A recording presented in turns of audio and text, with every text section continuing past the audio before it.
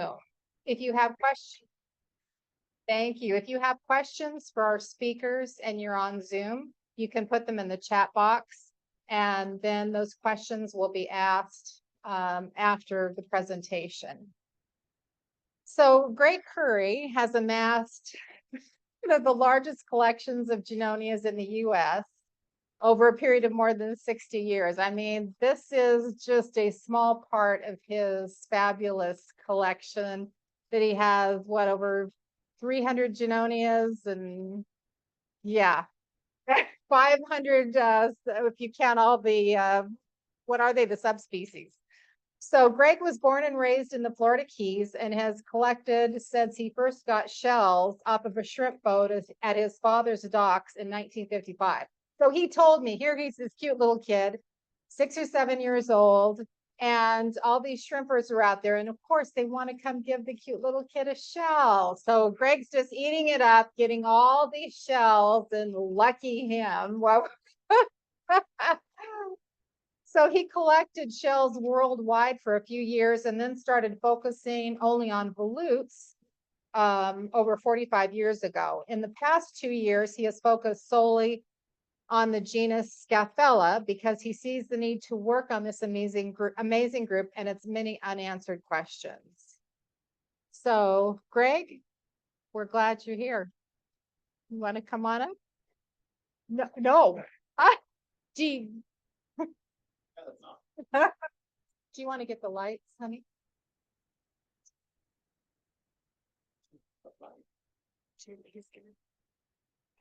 Oh, I'm old. Yeah. Get tired. Yeah. Okay. Right. Well, do you need to sit down? Do you want me to hold the mic for you? No. Okay, I'm going to put this mic on you.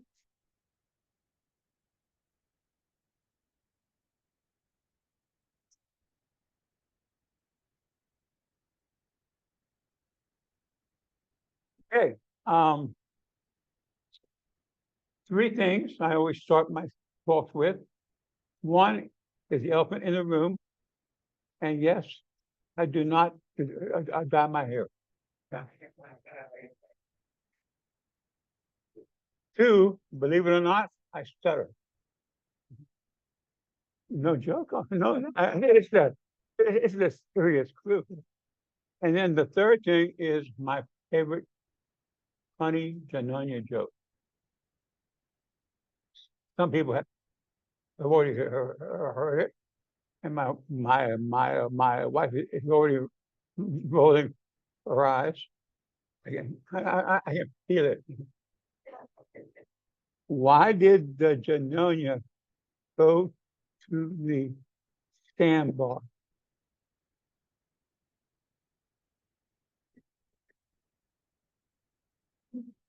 To eat an olive.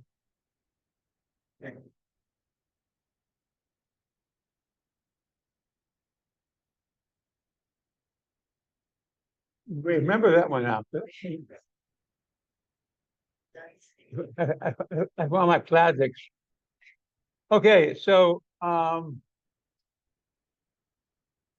be brief, I guess. Maybe. Am I going to? Oh, thank you. It was very nice giving you a song.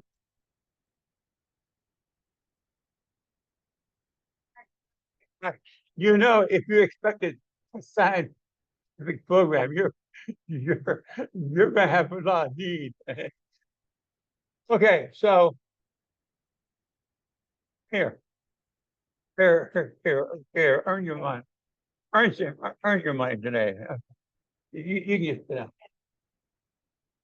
Okay, so so that's me. Yes, okay. Junonia has subspecies. 5 or 6. Junonias range from I don't need this. Junonias range from North Carolina all the way down the east the coast and into the Gulf of Mexico. There are no Junonias in Cuba because they couldn't cross the deep water. Okay, next. Okay. It's just that the stuttering louder than no. These are the types of Junonias that's from the kingdom all the way down. There are 1, 2, 3, 4, 5 subspecies. Okay, next. Okay, this is a little article. I'm not going to read it because I only have half an hour, but it's worthy to read it. So if you can speed read, it's pretty good. Basically it says that Scaphellas are one of the oldest mollusk families.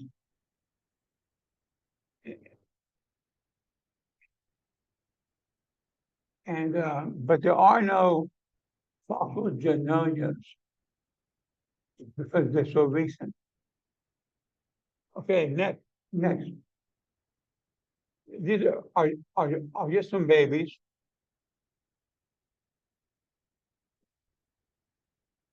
The young are hatched as shells. Next. Okay, these are the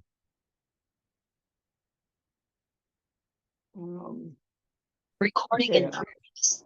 Yeah, I'm missing one because it hasn't been published yet. These are the paratypes. Yeah. The protoconchs of the different subspecies, and if you notice, they're all different.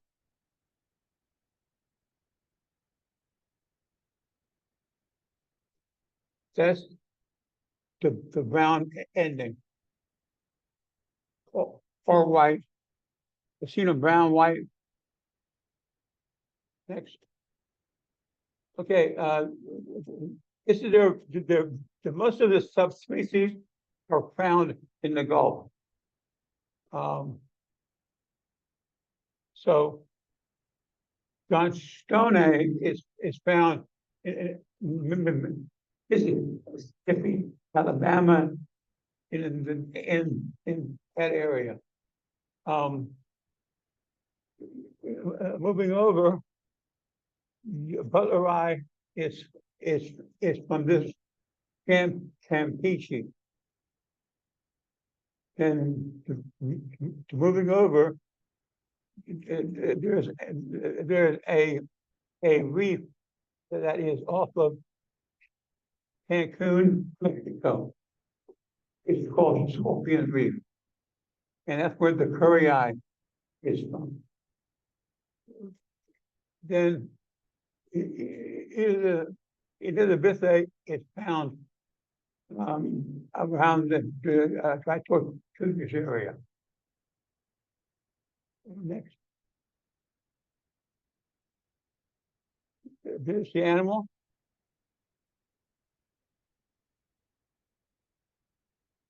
And Junonia.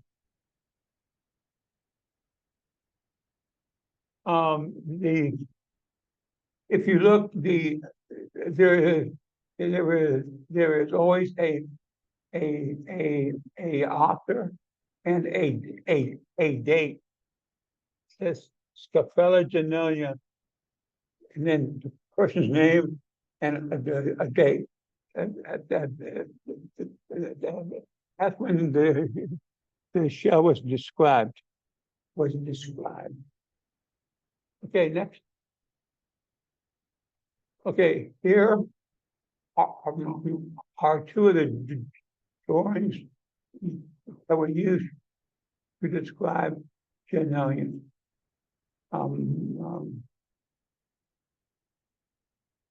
From 1804 and one was from 1735.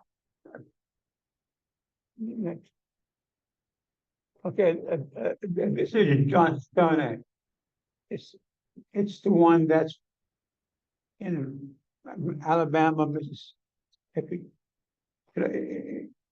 It always has that brownish fume. I think it's from the muddy water coming out of the Mississippi myself. Next. Okay, this is the methane. It is one of the smallest of your Junonia subspecies, and it's actually found in 35 to 45 feet of water.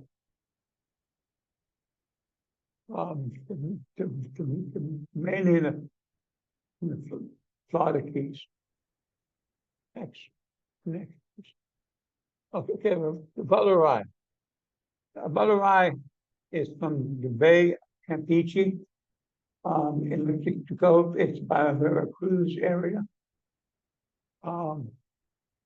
It's a very large shell, a very robust, and the animal is extremely robust. Next. Okay. Furry Eye is near and dear to me because it's named after me. I like it a lot. It's from scorpion meat, and it's that's the reef there, and it has a reputation of sinking ships, so nobody goes there anymore. Next. Okay, this is the newest one. I'm waiting for it to be actually published. It's against thorium. Against thorium. I don't know why they don't think about stutterers, you know. Against thorium. And that's found Fort Jefferson, out in about 180 feet of water. Okay.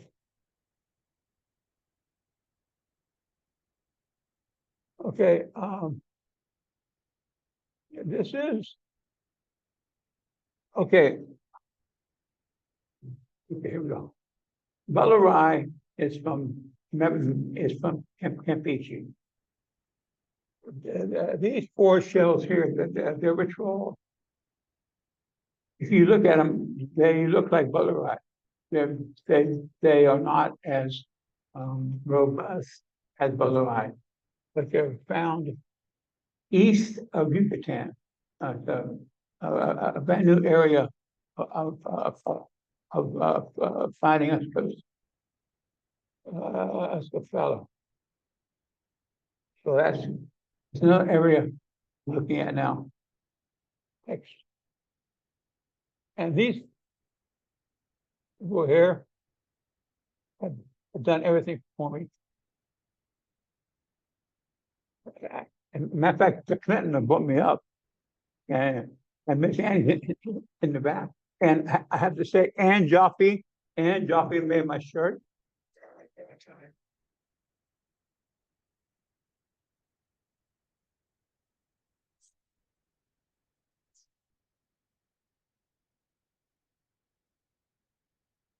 Questions. Question. Yeah, you don't get away that easy. Yeah. Okay, so questions for Greg, and then I'm going to repeat the question so that the people on Zoom can hear it. Claire? Fossil dig, I've been on, they said, oh, this is a fossilized pneumonia. And in fact, put it under the black light and it'll glow. So are they lying or am I lying? Are they lying? So Claire, Yeah, wait, let me repeat it and then I'll let you answer. Claire's question was, if you go on a fossil dig and find what they call a Junonia and you put it under black light and it glows like, and everybody says, oh, it's a Junonia, and it's a fossil, is it really a fossil or not? That's the question for Greg. And we need you to, Take it down. all right. Get out. I'll catch you. Hold on, you catch me. Rick, are there any fossil Junonias?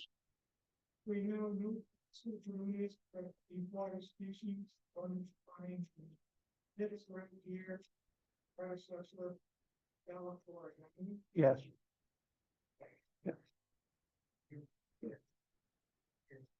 Okay.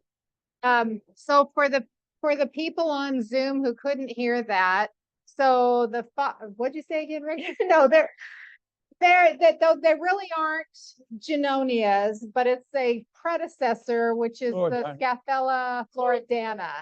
So if you find a fossil, it's Scaphella floridana. There we go. Okay, good one. More questions.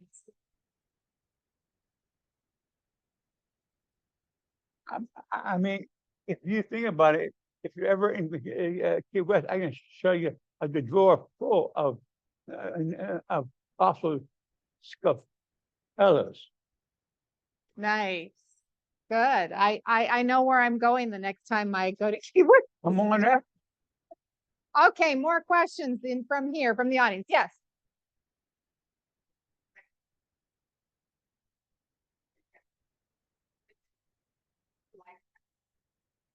Yes. And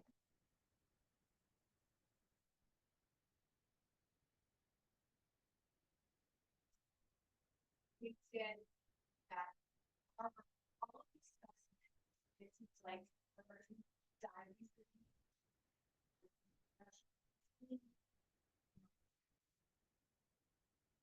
okay, the question was, where did the Junonias and the subspecies, where did they all come from was basically your question. Oh, yeah. In Greg's collection, where did they come from? Yeah. Okay. I would say the majority of them came from shrimp boats.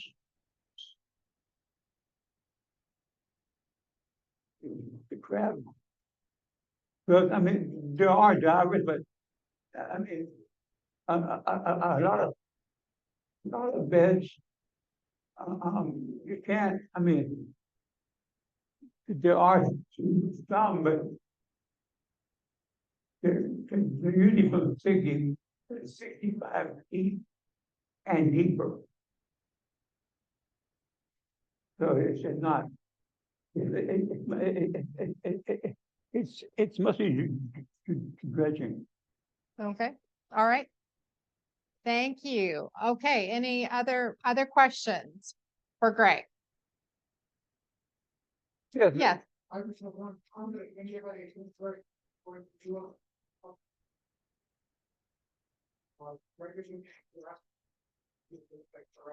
Okay, so Rick Bat has some pictures of Scaphella floridana for anybody who wants to see them after the meeting. Any other questions? Quick. It might be interesting because I'm not sure everybody is into it. One of the board, I'm kind of into it, but to describe how you get a species named after you and How? yeah, Okay, describe the process because it's not like you just do that. exactly. So the question is, how do you get a species of a seashell named after you? Yeah, how'd you do that? How do we do that? A lot of money. No. I've been doing these shells for long time. And I had a friend of mine who was about ready to name this shell. He called me up and he asked me if I would like to have a shell named after me. I said, well, of course, that's it. For me, it's the ultimate. So he did, and that's it. Do you want to describe the process by which a new species is passed? Okay, the question is what is the process by which a new species comes to pass? Like, how did they determine, oh, this is something new? Let me see here. Yeah, 4 or 5 hours.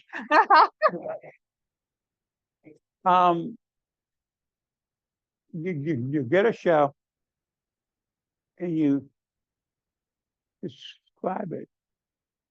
I mean, you measure it. The curry eye, as an example, the photo DuPont range, I am different.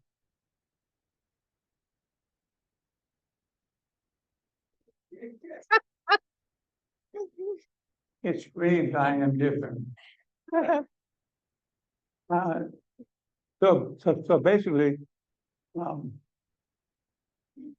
it's just a different shell, and you do all the measurements and there's so that's what the when you see the person's name and the date, that's when it was described by who and the date. So basically, I want to bore you for 2 seconds. Right now, I have pictures of the actual shell that was used to name Scaphella Junonia. Now we're trying to figure out which one is the holotype, because the holotype was supposed to be in France and it's not there. So we don't know where the holotype is, the shell that they use to describe the species. You have paratypes, that's like the kissing cousin. It's there, but it's So right now, we don't know. Somebody knows, but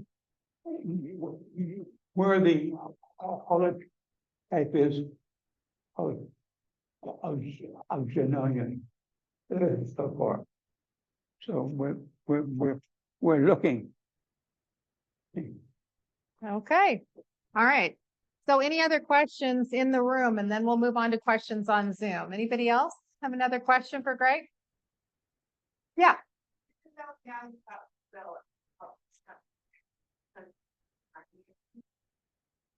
that your favorite? Okay, the question is the shell named after Greg, Scaphella Junonia currii, is that his favorite shell? Well, at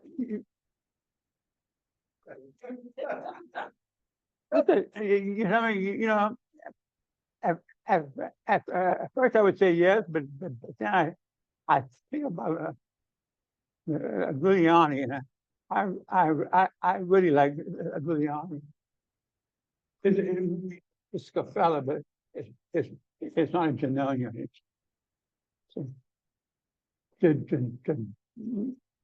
Yeah. Okay.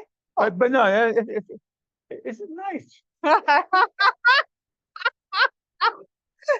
Yeah, I think it's nice. Okay, any other questions from here? Okay, questions from Zoom. Barb, are you there? Do you have any questions for us? Yeah, I'm here. We have several questions. So Okay. First question is, how long does the mollusk usually live? And I don't even have to repeat it. And how long does how long does a Junonia live? So it does. Did you hear that? Yeah, we heard that. Okay. You heard it?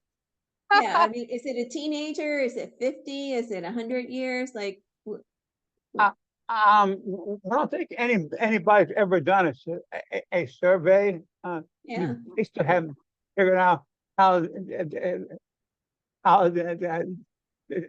have babies yet. So, you know, Yeah. Okay. Okay. Another And- question? and- Yeah. Did you have another one in the room, did you mean? No, Barb. Okay. Yeah, so there was a comment here just saying interesting about the no fossils. And then did I understand that there were no Junonias south of Cuba? If so, what environmentally prevents them from leaving the Gulf area? um, from what I have read and what I've been told, there are no Janonias in the Cuban waters because the depth between the Keys and Cuba can get to 7,000 feet, and it would be hard for that little Janonia to struggle, you know. Yeah. Interesting. But Great, there thank are you. some Scaphellas over there, but they're just not Janonia. Interesting. So we do have some comments also that they love the program, plan on doing more Zoom meetings. They appreciate you reading or sharing the question again for those of us on Zoom. And there's a question here, how many shells in your collection and where can we see them? Do you have them posted online available for us to peek at? Oh, the question again was how many shells, how many Junonias and relatives does Greg have in his collection, and where can we see them? Does he have them posted online, or how would we see them? Yep. First of all, how many and where to see them?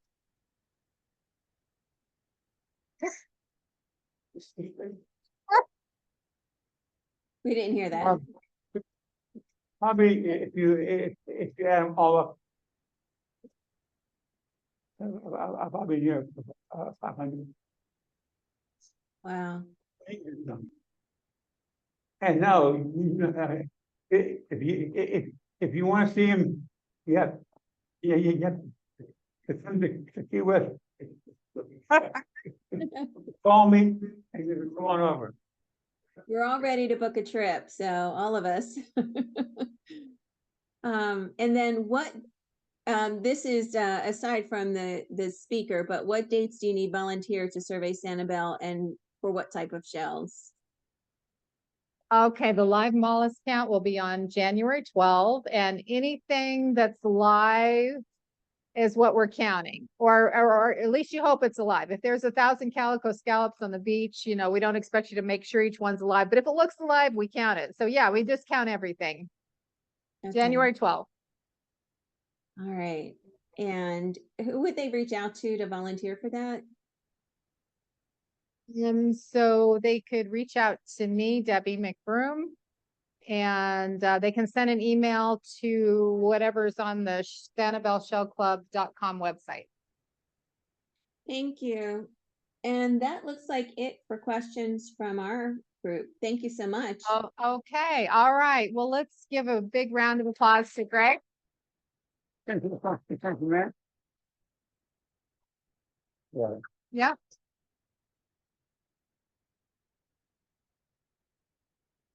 Gonna get old. Thank you, Greg. You have a lot of applause from the Zoom community here. Thank you. Thank you so much, Greg. That was fantastic. I really enjoyed it. My grandmother used to tell me don't get old too, but she didn't tell me how to do that. So but thank you so much.